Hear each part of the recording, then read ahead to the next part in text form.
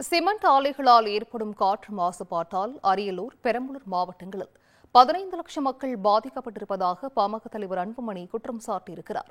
அரியலூரில் செய்தியாளர்களை சந்தித்த அவர் இந்த குற்றச்சாட்டை முன்வைத்தார். அந்த காட்சிகளை பார்க்கலாம்.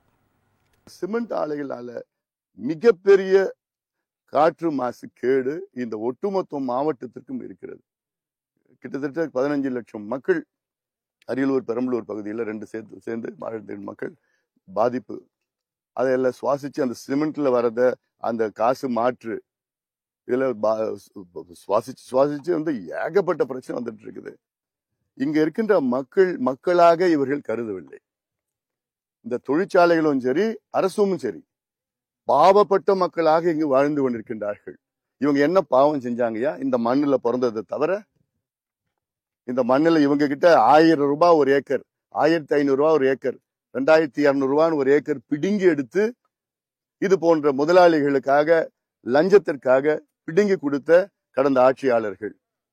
ஆனா இன்னைக்கு வரைக்கும் ஒரு ஹாஸ்பிட்டல் கூட கிடையாது இந்த பகுதிக்கு.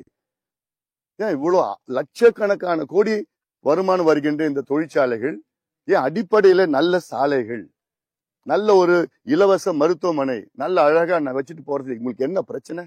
இந்த மண்ணையும் மக்களையும் விவசாயத்தையும் தண்ணியும் அழிச்சு நீங்க கொள்ளடிக்கிறீங்க. பணத்துல வச்சு லட்சக்கணக்கான கோடி கொள்ளடிக்கிறீங்க. திருப்பி இந்த மக்களுக்கு பண்ணணும்னு உங்களுக்கு மனசாட்சி கிடையாதா?